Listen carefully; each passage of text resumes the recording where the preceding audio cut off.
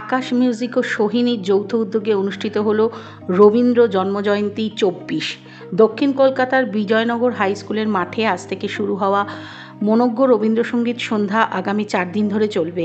এই সঙ্গীত সন্ধ্যায় বিশিষ্ট রবীন্দ্রসঙ্গীত শিল্পীরা অংশগ্রহণ করবেন।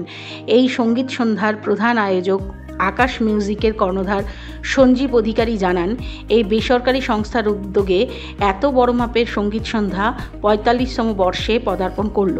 এদিন উদ্বোধনী অনুষ্ঠানে প্রধান অতিথি হিসেবে উপস্থিত ছিলেন বিশিষ্ট রবীন্দ্রসঙ্গীতের কিংবদন্তি শিল্পী বিভা সেনগুপ্ত। এদিন অনুষ্ঠানের মঞ্চ থেকে তাকে বিশেষ সম্মানে সম্মানিত করা হয়। এছাড়া বিশিষ্ট অতিথি হিসেবে এদিন উপস্থিত ছিলেন কল্যাণ সেন বরাট, পণ্ডিত মল্লার ঘোষ, বিশিষ্ট সমাজসেবক মনতোষ বেরা, ডক্টর বুদ্ধদেব বাসু, শ্রীকুমার চট্টোপাধ্যায়, গৌতম মিত্র সহ বহু বিশিষ্ট ব্যক্তিবর্গ। সমগ্র অনুষ্ঠানটির পরিচালনায় ছিলেন সঞ্জীব অধিকারী।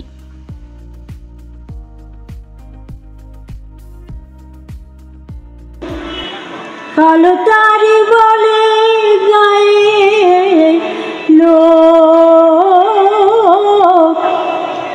মেঘলা দিনে দেখেছিলে মাঠে কালো মেঘ, কালো হরিণ চোখ, ঘোমটা মাথায় ছিল না তার মোটে। তো আমি বক্তা নই, মানে কিছু বলার ধৃষ্টতা এই ধরনের গুণীজনের সামনে সঙ্গীত নিয়ে বলা, এটা আমার পক্ষে খুবই লজ্জাকর ব্যাপার। আমি ছোটোখাটো একটা সাধারণ মানুষ, মানুষের পাশে থেকে মানুষের কাজ করার চেষ্টা করি, এটাই আমার পরিচয়। তো আকাশ মিউজিক এবং সোহিনী কলা ভবনে ৪৫তম বৎসর উদযাপন, সেই সঙ্গে কবিগুরু রবীন্দ্রনাথ জয়ন্তী আজকে থেকে শুরু হলো, আগামী ৪ দিন ধরে চলবে। প্রত্যেককেই আমি আবেদন করব, আপনারা আমাদের অনুষ্ঠানে আসুন, আপনারা গান শুনুন, গান ভালোবাসুন।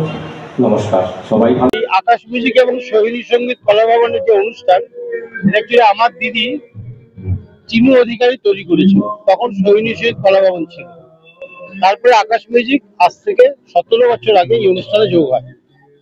এবার আমরা চাইছি যে এখন না আস্তে আস্তে কি একটা হয়ে যাচ্ছে, কিরকম সমাজে যেমন কোনো বিচ্যুতি ঘটছে মানুষের মধ্যে।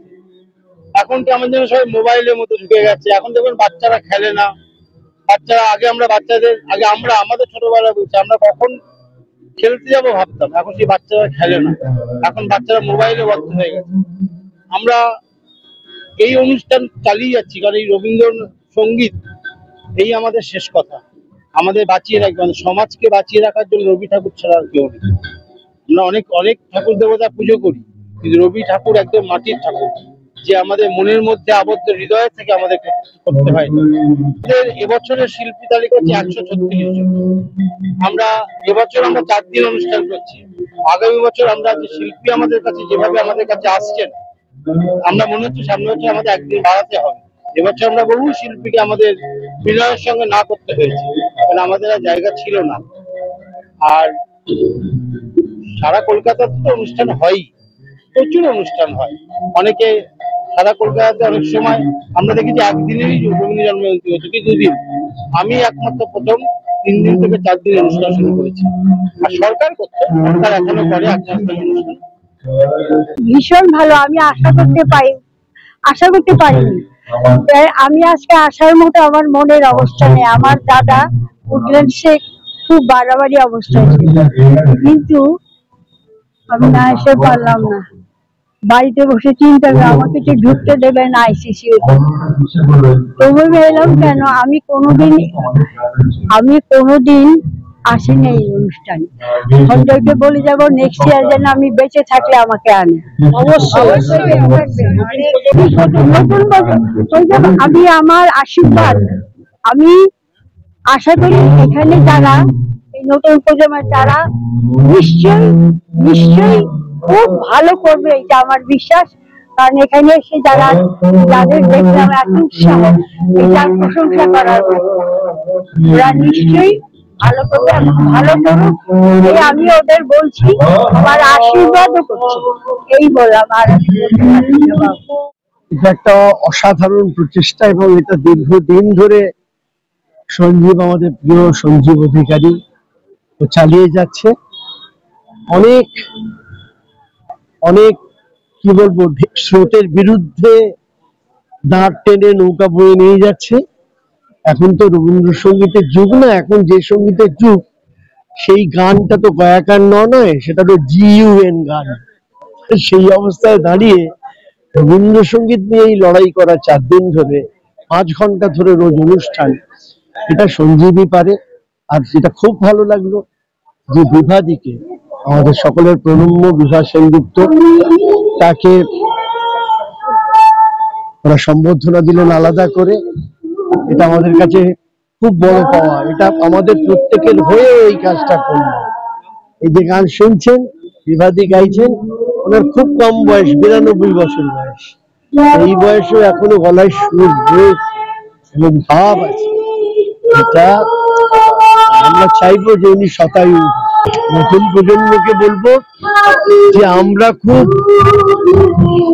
লাকি বলবো, ইংরেজি কথাটাই ব্যবহার করলাম, যে আমাদের মাথার উপরে এমন একটা নক্ষত্র রয়েছে, তার নাম রবীন্দ্রনাথ ঠাকুর, যিনি মাথার উপর থাকলে জীবনের সমস্ত জায়গা পেরিয়ে যাওয়া যায়।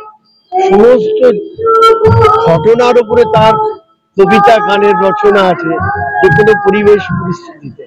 খালি ওনাকে মাথায় রাখলে এবং ওনার চর্চা করলেই আমাদের যে দর্শন, সেই দর্শনটা অনেক সুস্থির এবং সুস্থ হতে পারে। প্রত্যেকে রবীন্দ্রনাথ পড়ুন, রবীন্দ্রসঙ্গীত শুনুন। বছর আকাশ মিউজিক এবং সৈনিক কলাভবনের উদ্যোগে আজকের এই প্রোগ্রাম শুরু হলো। আগামী 8 তারিখে গিয়ে শেষ হবে এবং প্রায় দাদা বললো যে 136 জন শিল্পীকে আমরা স্থান দিয়েছি। তার সঙ্গে নাচ আছে, গান আছে, নৃত্যনাট্য আছে, গীতিকার আছে। আজকে দেখলেন বিভাগীর মতো শিল্পী, মানে শিল্পী বললে ভুল হবে, মানে মাতৃসম একজন শিল্পী আজকে 93 বছর বয়সে এসে আমাদেরকে মানে ওনাকে সম্বর্ধনা কি দেবো, আমরা ওনার কাছ থেকে বেশি বড় মানে একটা আশীর্বাদ পেলাম। এর চেয়ে আর বড় কিছু নয়। আমরা আগামী দিনে সবাইকেই বলবো রবীন্দ্রনাথের গান শুনে, রবীন্দ্রনাথকে ভালোবাসুন, আপনারা ভালো থাকবেন। সঞ্জীব দার তো কোনো তুলনা হয়নি। 45 বছর ধরে এইটাকে তিলে তিলে উনি বহু বাধা বিপত্তির মধ্যে এটাকে চালিয়ে নিয়ে যাচ্ছেন। এটা একটা আমাদের দক্ষিণ কলকাতার একটা বড় গর্ব। দক্ষিণ কলকাতায় এত বড় প্রোগ্রাম এই 4 দিন ধরে এখনো পর্যন্ত কলকাতার বুকে হয় না। সরকারি অনেক অনুষ্ঠান হয়, 1 মাস 1.5 মাস, কোনদিন 10 দিন হয় থাকে, কিন্তু একদম প্রাইভেটই কোনো অর্গানাইজেশন যদি করে থাকে সেটা একমাত্র আকাশ মিউজিক এবং সৈনিক কলাভবন। মল্লার ঘোষ, পাশে আমার অত্যন্ত প্রাণের বন্ধু এবং ভাই মনতোষ ভাই। আমরা দুজনেই সত্যিকারের, আমাদের বোধহয় চোখে জল এসে যাচ্ছে, কারণ আপনারা পেছনে যে কণ্ঠস্বরটি শুনতে পাচ্ছেন সেটা 93 বছরের আমাদের মাতৃসমা বিভা মায়ের গান। এবং এই বয়সেতে এত পারফেক্ট ইন টিউন আর এত সুন্দর লয়কে আত্মস্থ করে গাওয়া আমরা এই বয়সে বোধহয় পারবো না। তো তাই জন্য আমার বলতে গিয়ে বাকরুদ্ধ হয়ে আসছে। সঞ্জীব অধিকারী ভাইকে অশেষ ধন্যবাদ এই মনীষীকে দর্শন করার সুযোগ একটা করে দেওয়ার জন্য। এবং এই যে 4 দিন ব্যাপী যে রবীন্দ্র উৎসব, সঙ্গীত উৎসব, ছন্দের উৎসব এবং বাণীর উৎসব, রবীন্দ্রনাথকে কেন্দ্র করে 4 দিন ব্যাপী যে উৎসব প্রতি বছর অ্যারেঞ্জ করে সঞ্জীব ভাই, আমি সত্যিকারের আপ্লুত হই এসে, এবং ধন্যবাদ জানাচ্ছি সঞ্জীব ভাইকে আমাকে এখানে সুযোগ দেওয়ার জন্য, আসার জন্য। আমার